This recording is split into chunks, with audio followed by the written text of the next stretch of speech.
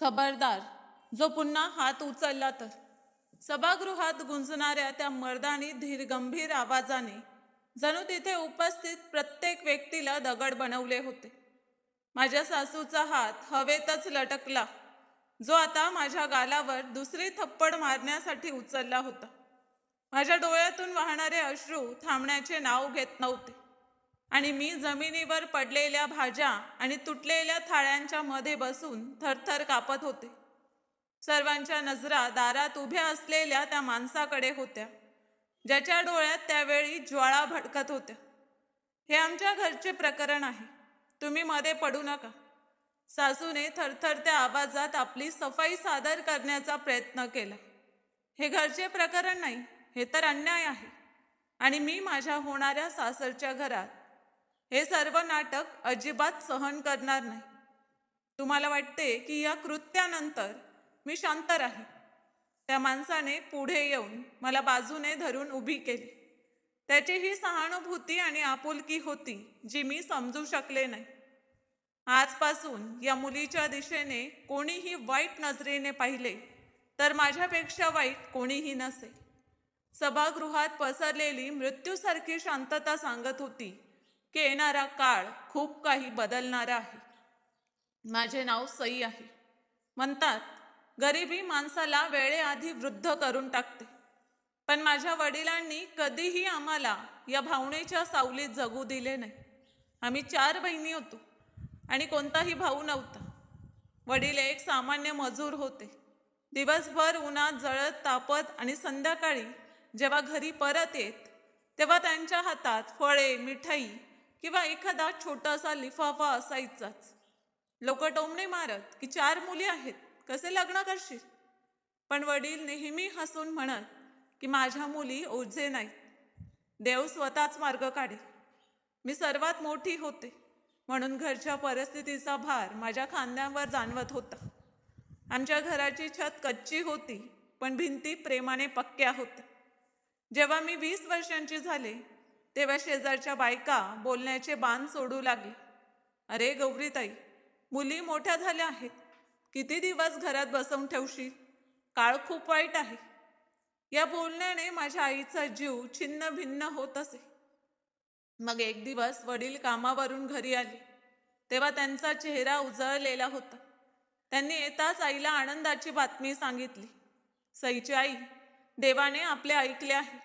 आज कॉन्ट्रॅक्टर साहेबांच्या मुंशीने त्यांचा मुलगा आकाशसाठी सईचं नातं मागितलं आहे. मुलगा चांगला आहे, शिकलेला आहे आणि छोटासा स्वतःचा व्यवसायही करतो. आईने देवाचे आभार मानले.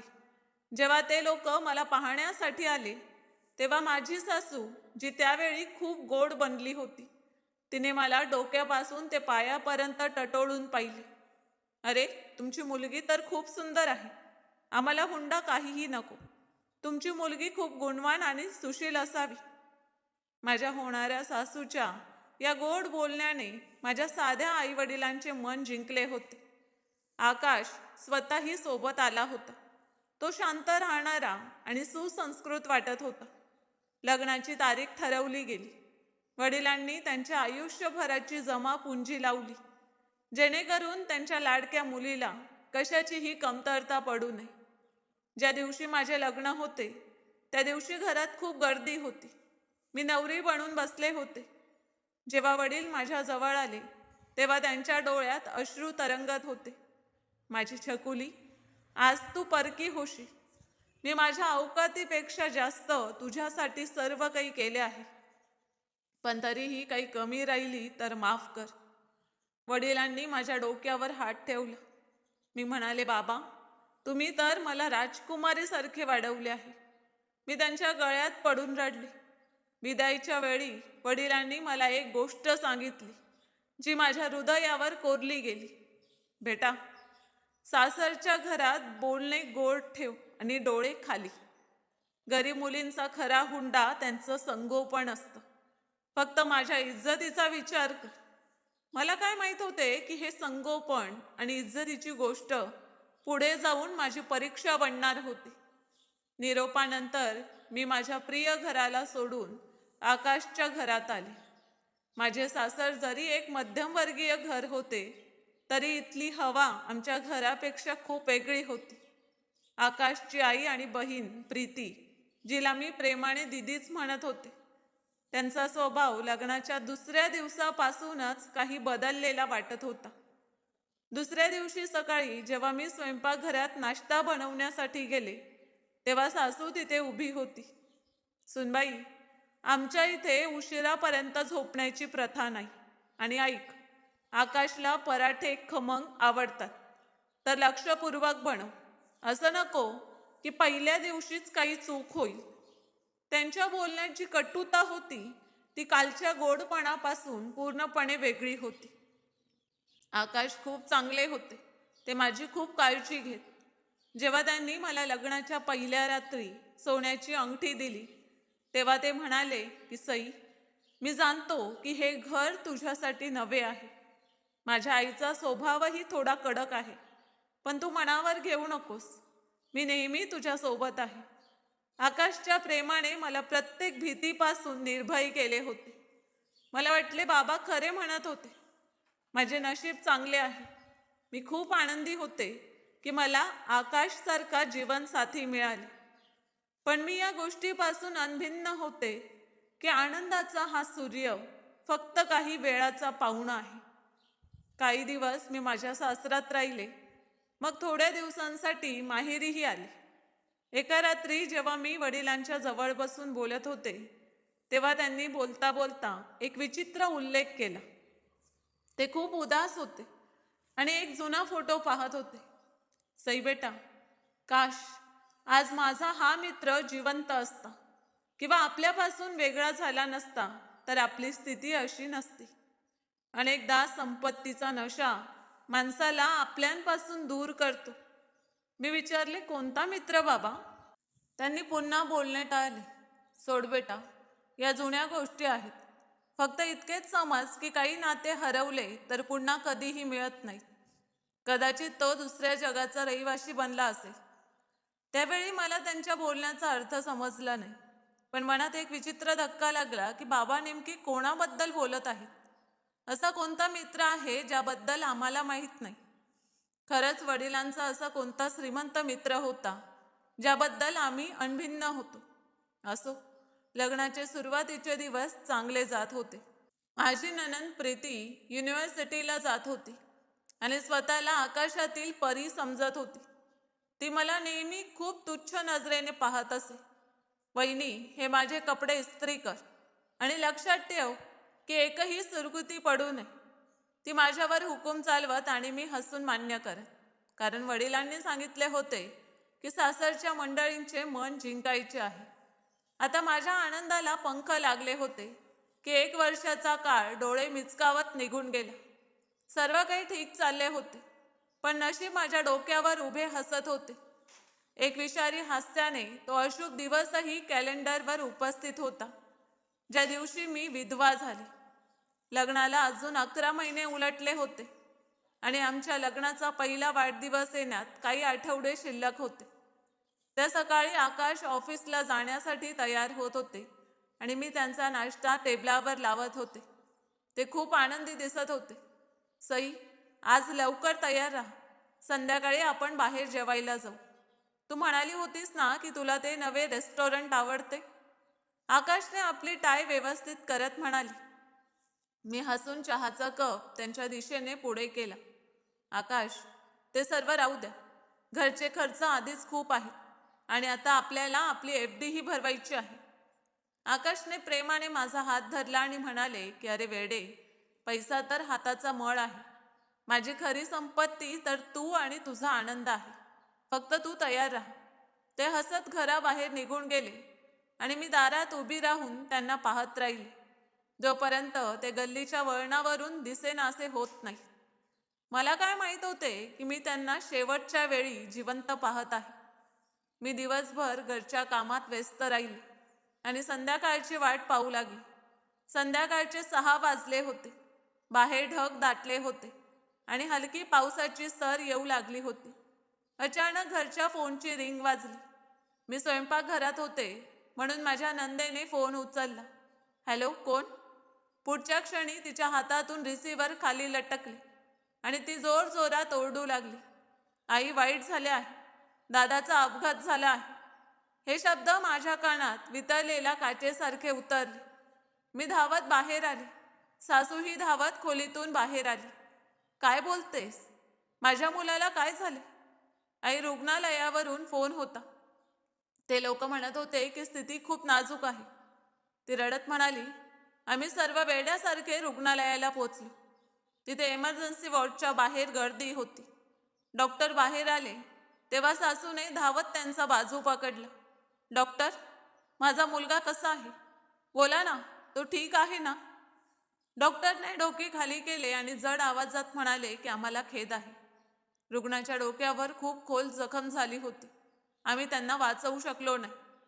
या एका वाक्याने माझे जग अंधारात बुडवले. सासू तिथे जमिनीवर पडली आणि रडू लागली.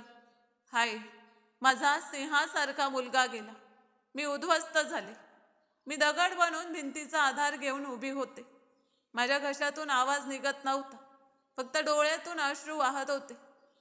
आकाशचे वचन आठवत होते की ते संध्याकाळी लवकर येतील. ते आले खरे, पण कफन ओढून. प्रेत घरी पोचले तेव्हा कोलाहल माजला. शेजारच्या बायका गोळ्या झाल्या. आता अंतिम संस्कारही झाला नव्हता की सासूची माझ्याशी वागणूक बदलू लागली. मी आकाशच्या चेहऱ्याजवळ बसून रडत होते की सासूने मला बाजूने पकडून जोराने हलवले. दूर हट अपशकुनी.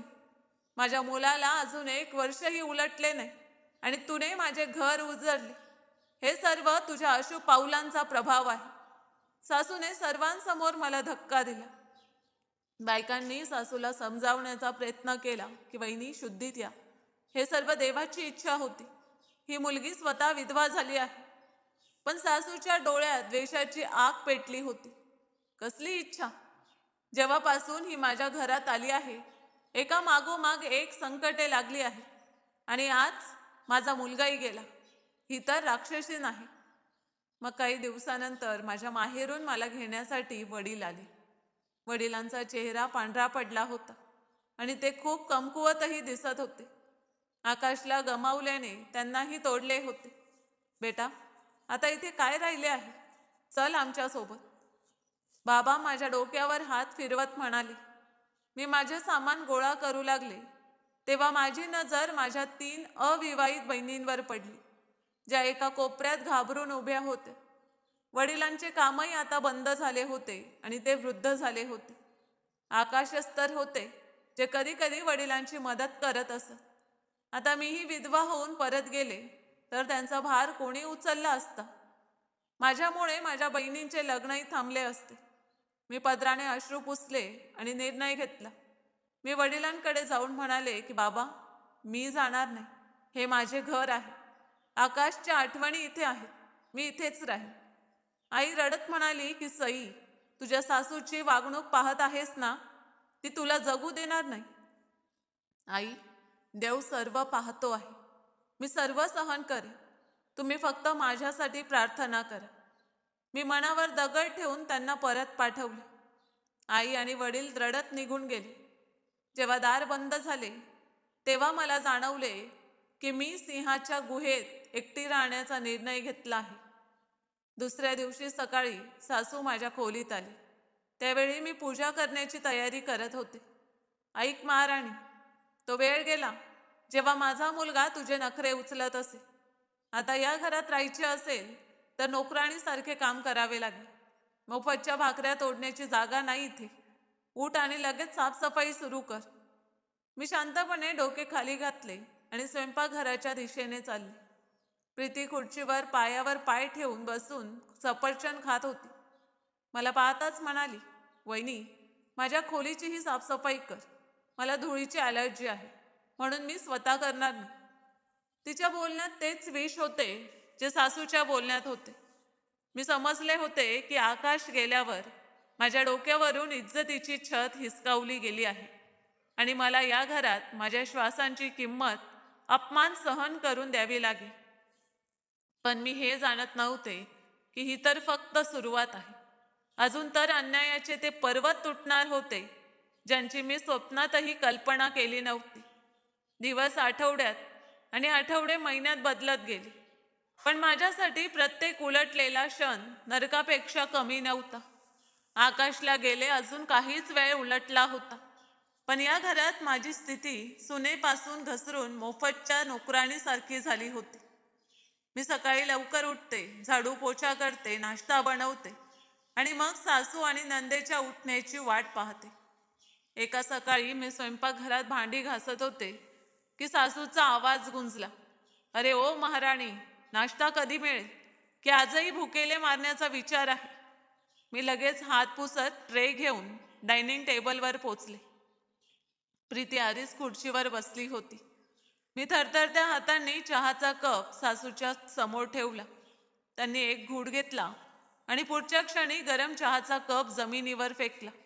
हे काय आहे? इतकी साखर? काय तुला हवं आहे की मला शुगर होईल आणि मीही मरेन, जेणेकरून या घरावर तुझं राज्य होईल? ती ओरडली. मी घाबरून मागे सरकले. आई, मी तर रोजच्या प्रमाणेच साखर टाकली होती. माझ्या समोर जीभ चालवतेस? सासूने रागाने मला घूरली. अपशकुनी कुठली? जेव्हापासून या घरात आली आहे प्रगतीच थांबली आहे. माझ्या हसते खेळते घर उजाड केले. तू तुझा हा अपशकुनी चेहरा घेऊन इथून जात का नाही? का आमच्या छातीवर बसली आहेस? मी शांतपणे त्यांचे विषारी बोलणे ऐकत राहिले आणि झुकून तुटलेल्या कपाचे तुकडे गोळा करू लागले. माझ्या डोळ्यातून अश्रू टपकून जमिनीवर पडत होते. माझ्याकडे जाण्यासाठी कोणतेही ठिकाण नव्हते. मी गेले तर गरीब आई वडिलांवर ओझे बने आणि छोट्या बहिणींचे मार्ग थांबतील. म्हणून मी शांततेला माझा आधार बनवले. अजून माझ्या नवऱ्याला मरून 6 महिनेही पूर्ण झाले नव्हते की घरात एक नव्या आनंदाची बातमी आली. एक दिवस प्रीती युनिव्हर्सिटीवरून आली तेव्हा तिचा चेहरा आनंदाने चमकत होता. आई, तुला माहीत आहे का, मिस अंजली मेहताने माझं नातं मागितलं आहे. हे ऐकून सासूच्या आनंदाचा काही ठिकाणा नव्हता. अरे वा, ही तर खूप चांगली गोष्ट आहे. मुलगा काय करतो? मुलगा अमेरिकेतून शिकून आला आहे. आई, खूप श्रीमंत लोक आहेत. त्यांचा स्वतःचा मोठा व्यवसाय आहे. आईने अभिमानाने मान ताठ केली. मला हे ऐकून खूप दुःख झाले. अजून माझ्या नवऱ्याची राखही थंड झाली नव्हती. तो त्यांचा एकुलता एक मुलगा होता आणि ही लोक लग्नाच्या आनंदाच्या तयारीत होते. पण मग मी विचार केला की हीच जगाची रीत आहे. जीवन कोणाच्या जीवाने थांबत नाही. मुलीचा आनंद तर आई वडिलांना प्रिय असतोच. संध्याकाळी पाहुण्यांच्या येण्याचा वेळ ठरवला गेला. सासू माझ्या खोलीत आली आणि कडक स्वरात म्हणाली की सावधान, जो तू पाहुण्यांच्या समोर आलीस. तुझी ही अपशकुनी सावली माझ्या मुलीच्या आनंदावर टाकू नकोस. तू फक्त स्वयंपाकघरात राहशील आणि तिथूनच चहा पाणी पाठवशील, समजले? मी डोके खाली घालून म्हणाले की हो, ठीक आहे. संध्याकाळी पाहुणे आले. मुलाची आई आणि बहीण आली होती. त्यांनी प्रीतीला पाहिले आणि पसंत केले. मुलगा अमेरिका रिटर्न होता आणि खूप मॉडर्न होता, म्हणून त्यांनी पटकन लग्नाची इच्छा व्यक्त केली. जेव्हा पाहुणे निघून गेले तेव्हा प्रीतीचा आनंद पाहण्यासारखा होता. ती माझ्याजवळ स्वयंपाकघरात आली, जिथे मी रात्रीचे जेवण बनवत होते. वहिनी, पाहिले तुम्ही? माझे नशीब किती चांगले आहे. मुलगा अमेरिका रिटर्न आहे. आता मी या घराच्या छोट्या मोठ्या त्रासांपासून दूर एक वेगळ्या जगातच राहीन. मी हळू आवाजात म्हणाले की अभिनंदन, देव तुझे नशीब चांगले कर. तिने मोठ्या द्वेषाने मला पाहिले. तरी वहिनी, तुम्हाला तर हेवा वाटत असेल ना, मी कुठे जात आहे आणि तुम्ही इथेच चढत आहात. पण काय करणार, नशीब आपापले. तिचे शब्द बाणासारखे माझ्या हृदयात घुसले. ती किती सहजपणे माझी थट्टा उडवत होती. ती हे विसरली होती की मीही कधी नवरी बनून या घरात आले होते आणि माझ्याही खूप अपेक्षा होत्या, ज्या मातीत मिसळल्या होत्या. पुढच्या काही दिवसात बोलणे पक्के झाले. सासूची वागणूक पूर्णपणे शैतानासारखी झाली होती. ती बोलता बोलता मला हे जाणवून देत होती की त्यांची मुलगी लाखात एक आहे आणि मी 2 कवडीची आहे. एक दिवस सासूने मला बोलावले आणि हुकूम दिला की ऐक, मुलाकडचे लोक विधीसाठी येत आहेत. पूर्ण घराची साफसफाई व्हायला हवी आणि जेवणाची व्यवस्था घरातच होईल. मी कोणत्याही प्रकारची कमतरता सहन होणार नाही. जर माझी नाक कापली तर मी तुझी जीभ कापेन. मला अंदाज आला होता की येणारे दिवस माझ्यासाठी खूप जास्त कठीण होणार आहे. नंदेचं नातं तर ठरलं होतं, पण त्या नात्याच्या आड माझ्यावर जो अन्याय होणार होता त्याची मला जाणीवही नव्हती. ही लोक मला माणूस नाही तर फक्त एक यंत्र समजत होते आणि मी असहाय्यतेचे चित्र बनून माझ्या देवाकडे पाहत होते की कदाचित तो काही चमत्कार करेल. पण मला माहीत नव्हते की चमत्कार होण्यापूर्वी मला अपमानाच्या खोल खाईतून जावे लागेल. त्याच दिवशी जेव्हा प्रीतीचं नातं पक्क झालं तेव्हा घराचे वातावरण एकदम बदलले. अजून आम्ही ही बातमी ऐकतच होतो की प्रीती युनिव्हर्सिटीवरून धावत आली आणि येताच तिने पूर्ण घर डोक्यावर उचललं. आई, कुठे आहेस तू? लवकर बाहेर ये. खूप मोठी आनंदाची बातमी आहे. माझी सासू घाबरून खोलीतून बाहेर आली. काय झाले बेटा? सर्व ठीक तर आहे? प्रीतीचा चेहरा चमकत होता. ती आपल्या आईच्या गळ्यात पडून म्हणाली की आई, तू विश्वास करणार नाहीस. विशालचा मला फोन आला होता. त्यांचे प्रमोशन झाले आहे आणि आता ते असिस्टंट कमिशनर नाहीत तर डिप्टी कमिशनर झाले आहेत. त्यांना पूर्ण जिल्ह्याचा चार्ज मिळाला आहे. हे ऐकताच माझ्या सासूच्या पायांखाली जमीन नव्हती. त्यांनी लगेच हात जोडून देवाचे धन्यवाद केले. माझी मुलगी आता राज्य करेल, डिप्टी कमिशनरची पत्नी बनेल. मी कोपऱ्यात उभी हे सर्व ऐकत होते. प्रीतीने तिरक्या नजरेने माझ्याकडे पाहिले आणि व्यंग्यात्मक स्वरात म्हणाली की आई, आता तर एखाद्या परक्यांची अवकातही माझ्यासमोर 2 पैशांची आहे. लोक तरसतात अशा नशिबासाठी. माझा नवरा पूर्ण शहराचा अधिकारी असे. सासूने अभिमानाने मुलीच्या कपाळाचे चुंबन घेतले. हो माझ्या बाळा, आता तर लोक आपल्या बरोबरीचेही राहिले नाही. तू पाह, मी तुझे लग्न किती धूमधामाने करीन हे पूर्ण जग पाहत राहील. या बातमीनंतर प्रीतीच्या सासरच्या लोकांकडून संदेश आला की ते पूर्ण कुटुंबासह जेवणासाठी येत आहेत, जेणेकरून नात्याला योग्य आकार द्यावा. सासूंना त्यांना घरातच पाहुण्यांना जेवायला घालायचं होतं, म्हणजे लोकांना कळावं की ते किती चांगले पाहुणचार करतात. मुलाकडचे लोकही खूप श्रीमंत होते आणि माझी सासू आपली नाक उंच ठेवू इच्छित होती. रात्री सासूने मला स्वयंपाकघरात बोलवले. ऐक, परवा विशाल आणि त्याचे घरचे येत आहेत. कमीत कमी 10 प्रकारच्या डिशेस बनतील. कढई पनीर, छोले भटुरे, रुमाली रोटी, पुलाव, ड्रायफ्रूट्स वाली खीर, रसगुल्ला. प्रत्येक गोष्ट उत्तम असावी. मला कोणत्याही प्रकारची कमतरता सहन होणार नाही. जर जेवणात जराशीही मीठ मिरची वर खाली झाली तर माझ्यापेक्षा वाईट कोणीही नसेल. मी घाबरून म्हणाले की आई, एकटी इतके सर्व मी कसे बनवे? काय कोणी मदतीसाठी येईल?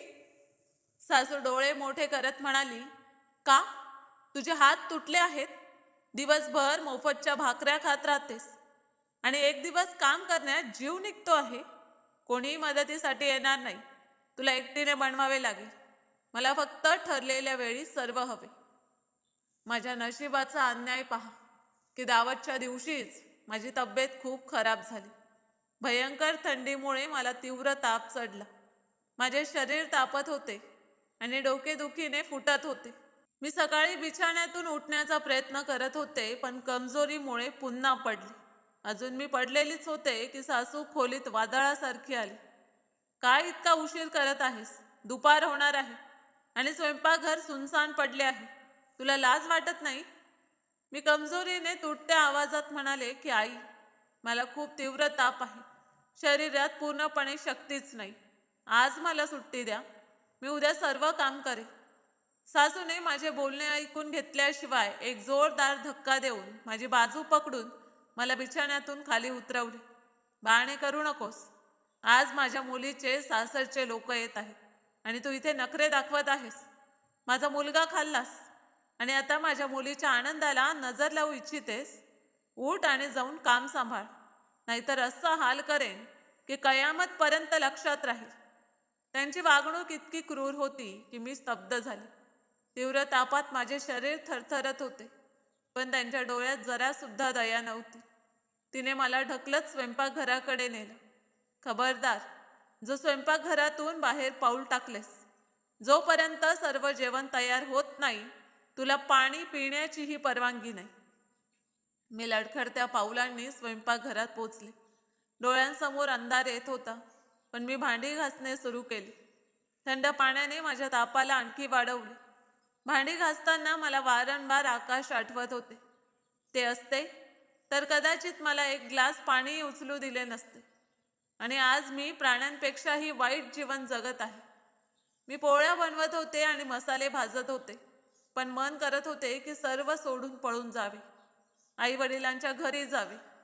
पण मग छोट्या बहिणींचे निरागस चेहरे डोळ्यांसमोर आले, तर मी स्वतःला थांबवले. मी घरात गेले तर माझ्या विधवा होण्याचा शिक्का त्यांच्या जीवनांनाही उद्ध्वस्त करेल. संध्याकाळी झाली होती.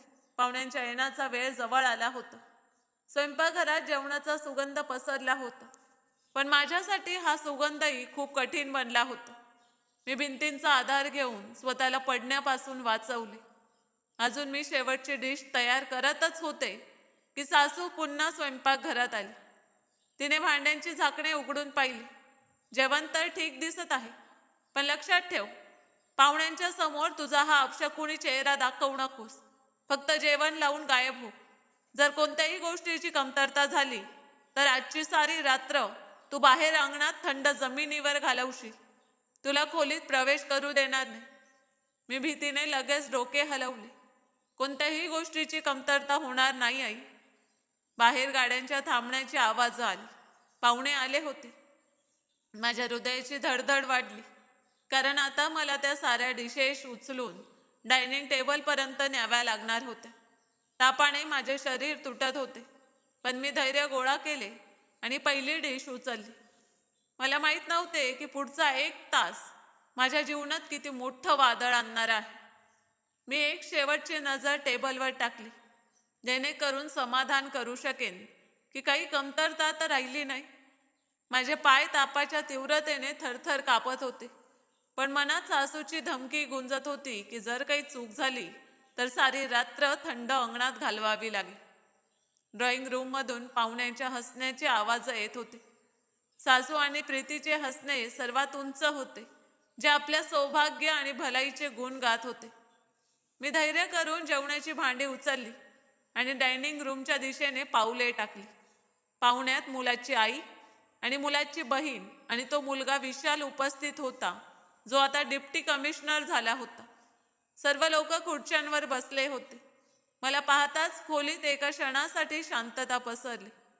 मी नजरा खाली घालून थरथरत्या हातांनी पुलावाची डिश मेजवर ठेवत होते. विशालच्या आईने मला लक्षपूर्वक पाहिले. मग माझ्या सासूला म्हणाली, वहिनी, ही मुलगी कोण आहे? आधी तर हिला कधी पाहिले नाही. काय कोणती नवीन नोकरानी ठेवली आहे तुम्ही? हे प्रश्न ऐकून माझ्या हृदयावर खंजर चालला. मी या घराची सून होते, या घराण्याची इज्जत होते, पण आज माझी ओळख मिटवली जात होती. माझ्या सासूने मोठ्या सहजपणे उत्तर दिले की अरे नाही वहिनी, ही आमची दूरची गरीब नातेवाईक आहे. हिचा नवरा मेला होता आणि मागे कोणताही आधार नव्हता, तर आम्ही दया करून हिला या घरात ठेवले आहे. फक्त घरातील छोटे मोठे काम करते आणि पोट भरते. आम्ही तर भलाई समजून ठेवतो आहोत. मी हैराण झाले की ती किती सफाईने खोटं बोलत आहे आणि मला घराची नोकराणी बनून सादर करत आहे. मी रक्ताचा घोट घेतला आणि शांतपणे स्वयंपाकघराच्या दिशेने वळले, जेणेकरून भाजीचे भांडेही आणू शकेन. माझ्या डोळ्यात अश्रू तरंगत होते, पण मी त्यांना वाहू देऊ शकत नव्हते. मी स्वयंपाकघरातून पनीरचे जड भांडे उचलून परत आले. ताप आता माझ्या मेंदूवर चढला होता. जशी मी टेबलजवळ पोचले, अचानक माझ्या डोळ्यांसमोर अंधार पसरला. चक्कर इतकी भयंकर होती की माझी पावले लडखडली आणि माझ्या हातांची पकड ढिली पडली. छन्नच्या एका जोरदार आवाजासह पनीरचे गरम भांडे माझ्या हातातून निसटून सरळ कार्पेटवर पडली. गरम भाजी चारही बाजूंनी पसरली आणि काचेचे तुकडे विखुरले. पाहुणे घाबरून आपल्या जागेवरून उभे झाले. हे दृश्य पाहताच माझ्या सासूचा चेहरा रागाने लाल झाला. ती आपल्या जागेवरून उभी झाली आणि विजेच्या वेगाने माझ्या जवळ पोहोचली. यापूर्वी की मी काही बोलू किंवा माफी मागू, त्यांनी सर्वांसमोर पूर्ण शक्तीने एक जोरदार थप्पड माझ्या तोंडावर मारली. सासूचा आवाज पूर्ण घरात गुंजला. पाहिले तुम्ही वहिनी, म्हणून मी हिला पाहुण्यांसमोर आणत नाही. हिने आपली अपशकुनी सावली इथेही पसरवली.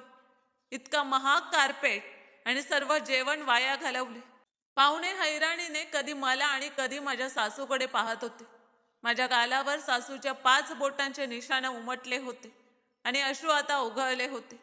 सासूचा राग अजून थंड झाला नव्हता. त्यांनी माझी बाजू दाबून धरली आणि हलवत म्हणाली, आधी माझ्या जवान मुलाला खाल्लंस आणि आता माझ्या मुलीच्या आनंदांना आग लावण्यास आलीस. तुला घरात ठेवणे ही माझी सर्वात मोठी चूक होती. मी सांगितले होते ना की आज काही चूक होऊ नये, पण तू आलीसच ना आपल्या अवकातीवर. विशाल जो शांतपणे सर्व पाहत होता, त्याच्या चेहऱ्यावरील भाव बदलत होते. पण माझी सासू आपल्या रडण्यात वाहत जात होती. निघून जा माझ्या नजरांसमोरून आणि लक्षात ठेव, आजची रात्र तुला घराच्या आत आश्रय मिळणार नाही. जा. मी रडत तिथेच जमिनीवर बसून काचेचे तुकडे गोळा करू लागले. माझ्या हाताच्या मुठीत काच टोचत होते, पण हृदयाचे दुःख त्यापेक्षा कितीतरी जास्त होते. सर्व पाहुणे मला मोठ्या तुच्छ नजरेने पाहत होते, शिवाय त्या एका व्यक्तीच्या, ज्यांच्या नजरात त्यावेळी विचित्र गोंधळ होता. मी जाणत नव्हते की माझे हे अश्रू आणि जमिनीवर विखुरलेली भाजी माझ्या नशिबाचा निर्णय करणारी आहे.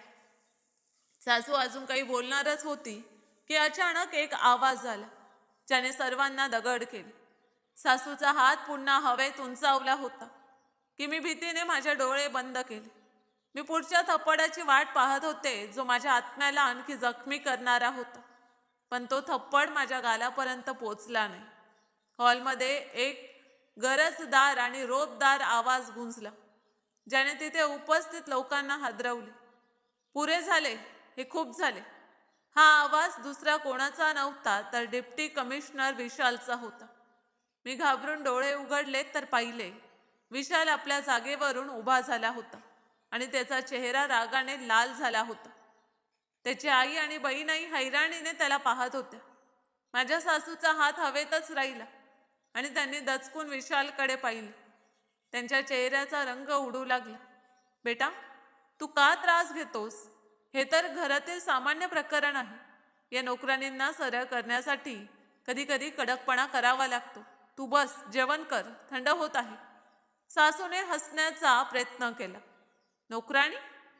विशालने प्रश्नार्थक स्वरात सासूकडे पाहिले आणि मग पावले वाढवून माझ्याजवळ आले. मी जमिनीवर बसून काचेचे तुकडे मुठ्ठीत दाबून थरथर कापत होते. विशाल सासूच्या डोळ्यात डोळे घालून म्हणाला की थोड्या वेळापूर्वी तुम्ही सांगितले होते की ही तुमची दूरची नातेवाईक आहे. तुम्ही तुमच्या नातेवाईकांसोबत असं वागता? आणि जर ही नोकराणी असेल तर काय नोकर माणूस नाही? प्रीती लगेच आपल्या आईच्या बाजूने बोलली. विशाल, तुम्ही या 2 पैशांच्या स्त्रीमुळे आमच्यावर नाराज होत आहात. तुम्हाला माहित नाही ही किती उद्धट आहे. हिने मुद्दाम भाजी पाडली आहे, जेणेकरून आमचा आनंद बिघडवावा. विशालने तीक्ष्ण नजरेने प्रीतीकडे पाहिले. तू आंधळी आहेस? गेल्या अर्ध्या तासापासून मी हे लक्षात घेत आहे. ही मुलगी तापात तापत आहे. हिचे हात थरथरत आहेत. हिचा चेहरा पांढरा झाला आहे. हिला आरामाची गरज आहे आणि तुम्ही लोकांनी हिला व्यर्थ आपला कैदी बनवून ठेवलं आहे.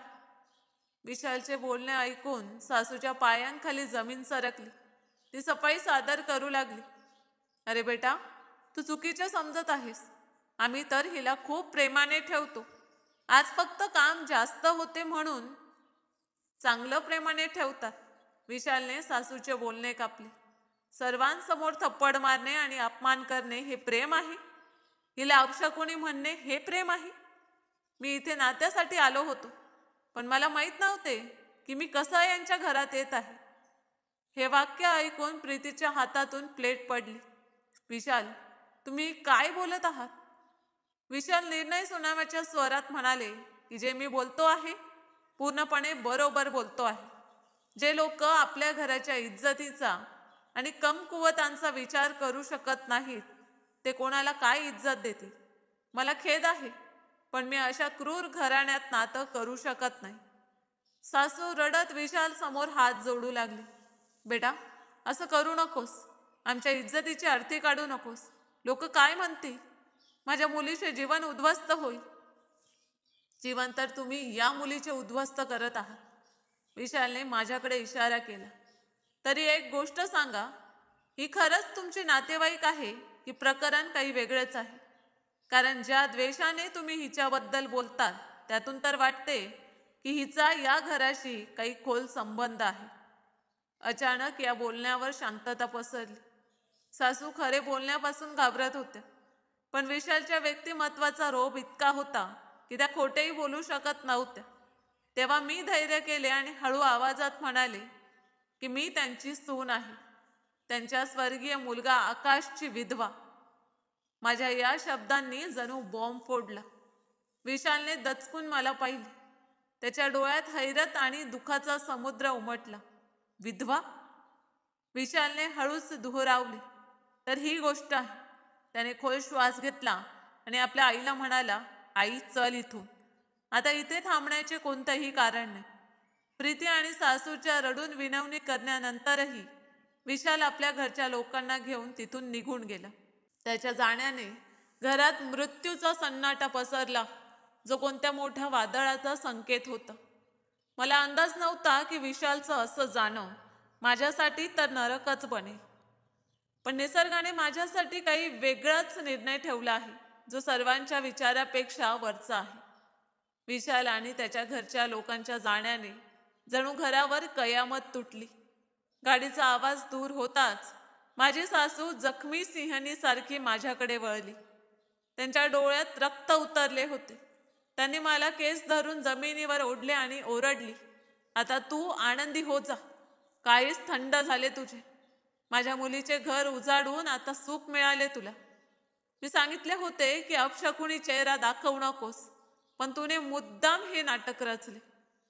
मी दुखाने तडफडत होते आणि तापाच्या तीव्रतेने माझे शरीर आगीसारखे तापत होते. आई, देवाची शपथ आहे, मी काहीही केले नाही. मला चक्कर आली होती. माझ्यावर विश्वास ठेवा. प्रीती ही रडत आपल्या खोलीतून बाहेर आली आणि माझ्यावर तुटून पडली. आई, ही राक्षसीन आहे, राक्षसीन. हिने द्वेषात येऊन माझं नातं तोडलं आहे. हिला सहनच होत नव्हतं की मी अधिकारीची पत्नी होत आहे. काढ हिला आत्ताच यावेळी घरातून. सासूने मला बाजूने धरून ओढत अंगणाकडे ढकलले. बाहेर भयंकर थंडी होती आणि थंड हवा वाहत होती. त्यांनी मला अंगणाच्या मध्यभागी ढकलून पाडले. तुझी शिक्षा ही आहे की आजची पूर्ण रात्र तू या थंड जमिनीवर घालवशील. जर तू आत येण्याचा प्रयत्न केलास तर तुझे पाय तोडे. सड इथे आणि मर. जर सकाळपर्यंत जिवंत राहिलीस तर तेव्हाची तेव्हा पाहू. हे म्हणून त्यांनी जोराने दार बंद केले आणि कडी लावली. मी बंद दाराकडे पाहत राहिली. अश्रूंनी माझी नजर धुसर केली होती. मी स्वतःला गुडघ्यात गोळा करून घेतले आणि थंडीने कुडकुडत राहिले. ताप माझ्या मेंदूला चढला होता आणि दात किटकिटत होते. आकाश खूप आठवत होते. ते असते तर कोणी मला हातही लावू शकत नव्हतं. रात्र कशी बशी नरक बनून निघून गेली. कधी भान होते तर कधी खोल झोप येत जायची. सकाळी पक्ष्यांच्या किलबिटाच्या आवाजासह दार उघडले. सासू बाहेर आली. तिच्या हातात माझी छोटीशी पिशवी होती, ज्यात माझे काही कपडे होते. तिने पिशवी उचलून माझ्या तोंडावर मारली. उठ, खूप झाले नाटक. आता एक क्षणही मी तुला या घरात सहन करणार नाही. आत्ताच याच वेळी निघून जा. जा, जाऊन रस्त्यावर भीक माग किंवा आपल्या गरीब आई वडिलांच्या डोक्यावर जाऊन मर. मला काहीही मतलब नाही. थरथरत्या हातांनी पिशवी उचलली. पायात उभे राहण्याची शक्तीच नव्हती. पण इज्जत वाचवण्यासाठी तिथून निघणे हेच चांगले होते. मी भिंतीचा आधार घेऊन स्वतःला उभी केली. अजून मी गेटच्या दिशेने पहिले पाऊल टाकणारच होते की अचानक गेटवर ठोका झाला. सासू आणि प्रीती दचकल्या. इतक्या सकाळी कोण असू शकेल? सासूने प्रीतीला इशारा केला की मला बाजूला लपव, पण तेव्हा उशीर झाला होता. झटक्याने दार उघडले. समोर विशाल उभा होता. तोच विशाल जो काल रात्री नातं तोडून गेला होता. त्याच्या चेहऱ्यावर गांभीर्य होते आणि डोळ्यात एक विचित्र चमक. सासू त्याला पाहून थरथरू लागली. बेटा, तू इथे काय करतोस? काल तर तू सर्व संपवून गेला होतास ना? विशालने एक नजर माझ्यावर टाकली.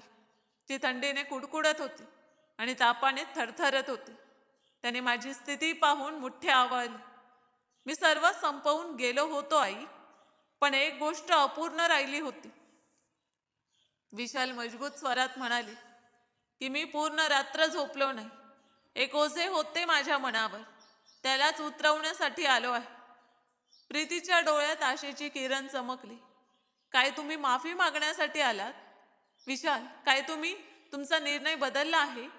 मी जाणत होते तुम्ही मला सोडून जाऊ शकत नाही. विशालने प्रीतीच्या बोलण्याचे कोणतेही उत्तर दिले नाही आणि सरळ चालत माझ्याजवळ आला.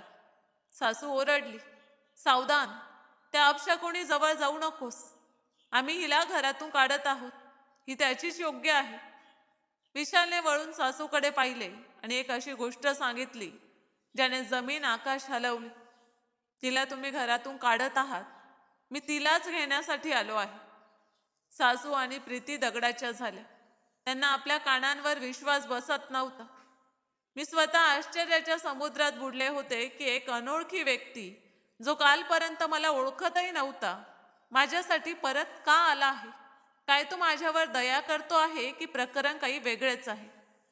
मला काय माहित होते की विशालचं परत येणं फक्त सहानुभूती नाही, तर एक असं बंधन आहे जो शतकांपासून लिहिलं गेलं होतं. विशालच्या तोंडातून हे बोलणं ऐकून की तो मला घेण्यासाठी आला आहे, माझ्या सासू आणि प्रीतीच्या चेहऱ्याचा रंग उडाला. सासू जोरदार हसू लागली, कारण तिला विशालच्या मेंदूच्या स्थितीवर शंका आली. तू भानात तर आहेस ना बेटा? वाटते तू माझे बोलणे ऐकले नाहीस. ही माझ्या मुलाची विधवा आहे. हिने माझे हसते खेळते घर उद्ध्वस्त केले आहे. तू हिला घेऊन जाऊन काय करशील? आपल्या घरात नोकरानी बनवून ठेवशील? सासूने विष भरलेल्या स्वरात म्हणाली. विशालने गांभीर्याने सासूकडे पाहिले आणि मोठ्या स्थिरतेसह बोलला की नाही आई, मी हिला नोकरानी बनवून घेऊन जात नाहीये. मी हिला इज्जत देण्यासाठी आलो आहे. मी सईशी लग्न करेन. हे शब्द कोणत्या स्फोटापेक्षा कमी नव्हते. प्रीतीच्या तोंडातून अचानक ओरड निघाली. लग्न? तुम्ही वेडे झालात का? तुम्ही माझ्यासारख्या शिकलेल्या आणि सुंदर मुलीला सोडून या अडाणी गावठी आणि विधवा स्त्रीशी लग्न कराल? ही तर आमच्या घराची नोकराणी बनण्याच्या योग्य नाही. विशालने रागाने प्रीतीला शांत राहण्याचा इशारा केला. पुरे, एक शब्दही नाही. सौंदर्य चेहऱ्यात नाही, माणसाच्या चारित्र्यात आणि त्याच्या निरागसपणात असतं, जे तुम्हा लोकात मला कुठेही दिसलं नाही. माझी सासू रागाने थरथरू लागली. ती माझ्या जवळ आली आणि ओरडून म्हणाली की ही माझ्या मुलाची विधवा आहे. समजलास तू? हे काय तू काय करतोयस? लोक काय म्हणतील? डिप्टी कमिशनर एका विधवेशी लग्न करत आहे, जिचा नवरा अजून काही महिने आधी मेला. काय तुला जगात कोणतीही दुसरी मुलगी मिळाली नाही? विशालने एक पाऊल पुढे टाकले आणि पूर्ण मजबूतीने म्हणाले की मी जे बोलतो आहे ते बरोबर बोलतो आहे. तुमच्या मुलाची विधवा आहे तर काय झाले? काय विधवेला जगण्याचा किंवा पुन्हा लग्न करण्याचा अधिकार नाही? आपला धर्म आणि आपला कायदा हिला अधिकार देतो. मी हिच्याशी लग्न करेन, कारण काल रात्री हिच्या डोळ्यात जे दुःख मी पाहिले त्याने मला हा निर्णय घेण्यास भाग पाडले. मी भिंतीला टेक घेऊन हे सर्व ऐकत होते आणि मला विश्वास बसत नव्हता की हे सर्व सत्य आहे. तापामुळे माझे डोके चक्रावत होते, पण विशालचे बोलणे माझ्या हृदयाला विचित्र सुख देत होते. प्रीती रडत म्हणाली की मी उद्ध्वस्त झाले. या सईने माझ्यावर काही जादू केली आहे. ही स्त्री खूप चालाक आहे. हिने बिचारी बनून तुम्हाला फसवले आहे. शांत हो प्रीती. विशालच्या आवाजात अशी गरज होती की ती घाबरली. मी माझ्या डोळ्यांनी पाहिले आहे की तुम्ही लोक हिच्याशी कसे वागता. जे लोक आपल्या सुनेला प्राण्यांसारखे अंगणात फेकू शकतात, त्यांच्याकडून मला निष्ठेची काय अपेक्षा असेल? मग विशाल माझ्याकडे वळला. तो मोठ्या नरम स्वरात मला म्हणाला की सई, तुला या क्रूर लोकांसोबत राहण्याची कोणतीही गरज नाही. मी आता तुला रुग्णालयात घेऊन जाईन आणि मग तुझ्या आई वडिलांच्या घरी जाऊन योग्य रीतीने तुझा हातही मागेन. तू आता एकटी नाहीस. सासूने मार्ग रोखण्याचा प्रयत्न केला की मी हिला इथून जाऊ देणार नाही, ही माझ्या घराची इज्जत आहे. विशाल तीक्ष्ण हास्यासह म्हणाले, इज्जत? इज्जत तर तुम्ही रात्री अंगणात फेकली होती. आता ही तुमच्या घराची इज्जत नाही, तर माझी होणारी जबाबदारी आहे. बाजूला हो. विशालने पुढे येऊन माझी पिशवी उचलली. मी लडखडत्या पावलांनी चालण्याचा प्रयत्न केला, तर मला चक्कर आली. मी पडणारच होते की विशालने मला आधार दिला. त्यावेळी सासू आणि प्रीतीच्या डोळ्यात जो पराजय आणि राग होता तो पाहण्यासारखा होता. त्या स्वतःच्या विणलेल्या कारस्थानाच्या जाळ्यात वाईट फसल्या होत्या. विशाल मला गाडीत बसवून घेऊन गेला. मागे वळून मी त्या घराकडे पाहिले, जिथे मी अपमानाचे असंख्य क्षण घालवले होते.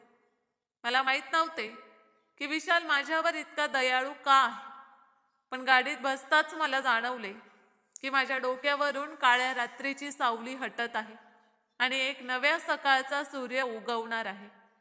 पण या सकाळने आपल्या पदरात एक असे रहस्य लपवून ठेवले होते, जे माझ्या जीवनाला पूर्णपणे बदलणारे होते. गाडी माझ्या माहेरच्या गल्लीत थांबली, तर माझे हृदय जोर जोरात धडकत होते. विशालने गाडीचे दार उघडले आणि मला आधार देऊन बाहेर काढले. दारावर ठोका झाला तर बाबा बाहेर आले. मला या खराब स्थितीत पाहून त्यांचे हात थरथरले. सई बेटा, ही काय स्थिती केली आहे? वडिलांचा थरथरता आवाज निघाला. आई ही धावत बाहेर आली आणि मला गळ्यात घेऊन रडू लागली. माझ्या बाळा, त्यांनी तुला मारले आहे? सांग, काय झाले आहे? विशाल शांतपणे एका बाजूला उभा होता. वडिलांची नजर जेव्हा त्या अनोळखी व्यक्तीवर पडली, तेव्हा ते हैराण झाले. बेटा, तुम्ही कोण आहात आणि माझ्या मुलीला या स्थितीत घेऊन आलात? विशालने मोठ्या शिष्टाचाराने त्यांना नमस्कार केला आणि पुढे येऊन वडिलांच्या पायांना स्पर्श केला. काका, मी विशाल आहे. मी सईला त्या नरकातून काढून आणले आहे, जिथे तिची कदर केली जात नव्हती. मी तुमच्याशी एक खूप महत्त्वाची गोष्ट बोलण्यासाठी आलो आहे. वडिलांनी आम्हाला आत बसण्यास सांगितले. खोलीत बसून विशालने ते सर्व सांगितले, जे मागील रात्री आणि आज सकाळी घडले होते. बाबा आणि आई हे ऐकून घाबरले की त्यांची मुलगी कोणत्या परिस्थितीतून जात होती. मग विशाल एक क्षण थांबून गांभीर्याने म्हणाले की काका, मी जाणतो की हा वेळ योग्य नाही, पण मी सईला एकटी सोडू इच्छित नाही. मी तुमच्या मुलीशी लग्न करू इच्छितो. मी वचन देतो, हिला सर्व आनंद दे, ज्याची ही हकदार आहे. बाबा आणि आई एकदम धक्क्यात आले. वडिलांनी ओल्या डोळ्यांनी विशालकडे पाहिले. बेटा, तुम्ही एक डिप्टी कमिशनर आहात आणि आम्ही गरीब लोक. सई एक विधवा आहे. जग काय म्हणेल? काय तुमच्या घरचे मानतील? विशाल हसून म्हणाले की जगाचे कामच आहे बोलणे. मी माझ्या निर्णयाचा स्वतः जबाबदार आहे. माझ्यासाठी सईचा विधवा असणं कोणतीही वाईट गोष्ट नाही. मला फक्त तुमची परवानगी हवी. वडिलांनी माझ्याकडे पाहिले.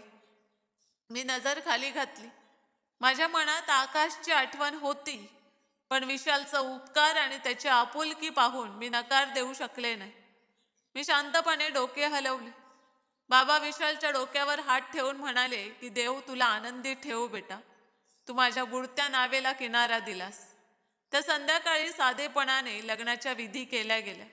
जेव्हा सारे विधी पूर्ण झाले, तेव्हा मला वाटले की माझ्या जीवनाचा एक कठीण काळ संपला. विशालने मला एक नवे जीवन दिले होते, पण मी विचारही करू शकत नव्हते की हा व्यक्ती जो आज माझा नवरा बनला आहे, याचा माझ्याशी एक असा संबंध आहे ज्यापासून मी आणि माझे घरचे वर्षानुवर्ष अनभिन्न होते. लग्नानंतर विशाल माझ्या जवळ आला आणि म्हणाला की सई, चल आपल्या घराकडे. मी आश्चर्याने विचारले, कोणत्या घरात? तुमच्या घरचे तर मला स्वीकारणार नाहीत. विशाल हसत म्हणाले की त्या घरात जिथे तुझे खरे हक्क आहे, ते घर जे तुझी वाट पाहत आहे. रस्त्यात मी तुला एक असे सत्य सांगेन ज्याला ऐकून तुझ्या पायांखाली जमीन सरके. गाडी एका काळ्या भव्य बंगल्याच्या पोर्चमध्ये थांबली. हे विशालचे सरकारी घर होते. मी अजून धक्क्यातच होते. विश्वास बसत नव्हता की काही तासातच माझ्या जीवनाची दिशा अशी बदलली आहे. विशालने दार उघडले आणि मला इज्जतीने आत नेले. ड्रॉइंग रूममध्ये बसताच मी धैर्य गोळा केले आणि तो प्रश्न विचारला जो माझ्या मनात खटकत होता. मी हात जोडून विशाल समोर थरथरत्या आवाजात विचारले की विशाल, तुम्ही माझ्यावर इतका मोठा उपकार केला आहे, पण मी हे समजू शकत नाही की तुम्ही असं का केलं. मी एक विधवा आहे, एक नाकारलेली स्त्री आहे. तुम्ही तर मला ओळखतही नव्हता. मग इतका मोठा निर्णय एकदम का घेतला. विशालने माझ्या जोडलेल्या हातांकडे पाहिले आणि नरमीने म्हणालाय, सई, हात जोडण्याची गरज नाही. तू माझ्यासमोर कोणतीही गुन्हेगार नाहीस, माझी अर्धांगिनी आहेस. आणि ओळखण्याची गोष्ट तर तू गैरसमजात सापडली आहेस. मी तुला आजपासून नाही तर खूप वर्षांपासून ओळखतो. मी आश्चर्याने त्यांच्याकडे पाहू लागले. काय अर्थ? मी तर तुमच्याशी कधीही भेटले नाही. विशाल हसले आणि आपल्या खिशातून एक जुना फोटो काढून माझ्या समोर ठेवला. हा माझ्या बालपणाचा फोटो होता, जो बाबांनी मोठ्या आवडीने काढला होता. हा फोटो आठवतो? विशालने विचारले. हा फोटो माझ्याकडे तेव्हापासून आहे जेव्हा मी अमेरिकेत शिकण्यासाठी गेलो होतो. माझ्या चेहऱ्यावर प्रश्नांचे चिन्ह पाहून त्यांनी रहस्य उघड केले. सई, मी कोणताही अनोळखी नाही. मी तुझ्या वडिलांच्या मित्राचा तोच मुलगा आहे ज्याचा उल्लेख कदाचित तुझ्या वडिलांनी कधी केला असेल. माझ्या पायांखालील जमीन सरकली. मला आठवले की हो, एकदा वडील असं काही बोलत होते, पण तो तू? हो, तोच मी आहे. विशालने बोलणं पूर्ण केले. माझ्या आई वडील आधी इथेच राहत होते, पण मग माझ्या वडिलांची प्रगती झाली आणि प्रगतीचा नशा त्यांच्या डोक्यावर चढला. ते मला घेऊन अमेरिकेत गेले.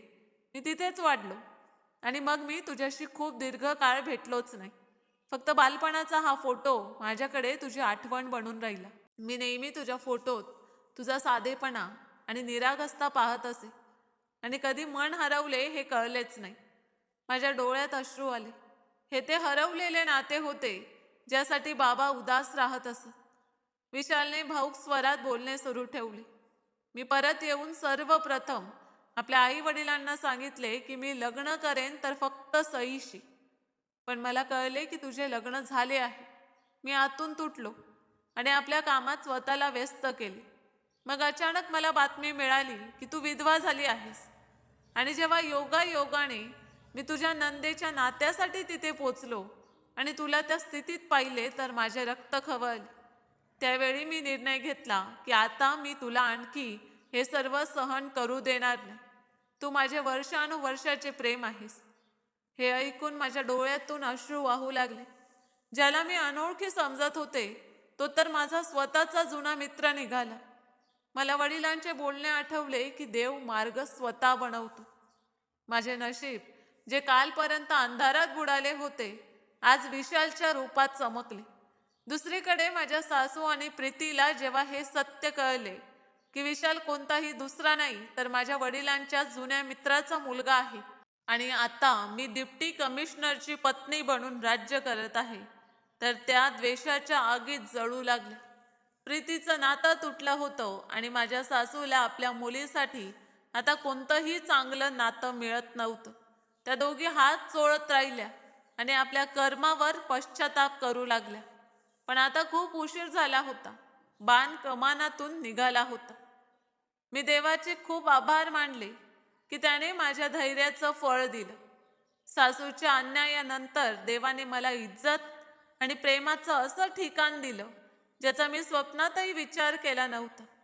निश्चितच माणूस खूप काही विचार करतो, पण निर्णय देवाचेच असतात. जे लोक धैर्याचा पदर धरून ठेवतात आणि दुसऱ्यांचा हक्क मारत नाहीत, देव त्यांना ते देतो ज्याचा त्यांनी कधी विचारही केला नसतो. आणि जे लोक अभिमान करतात आणि अन्याय करतात त्यांचा शेवट नेहमी वाईट असतो. इज्जत आणि अपमान फक्त देवाच्या हातात आहे. तो ज्याला इच्छितो इज्जत देतो आणि ज्याला इच्छितो संकटात टाकतो. तर मित्रांनो, तुम्हाला ही कथा कशी वाटली मला कमेंट करून नक्की सांगा. कथा आवडली असेल तर व्हिडिओला लाईक करा आणि जास्तीत जास्त शेअर करा. आणि चॅनलवर नवीन असाल तर चॅनलला सबस्क्राईब करायला विसरू नका. धन्यवाद.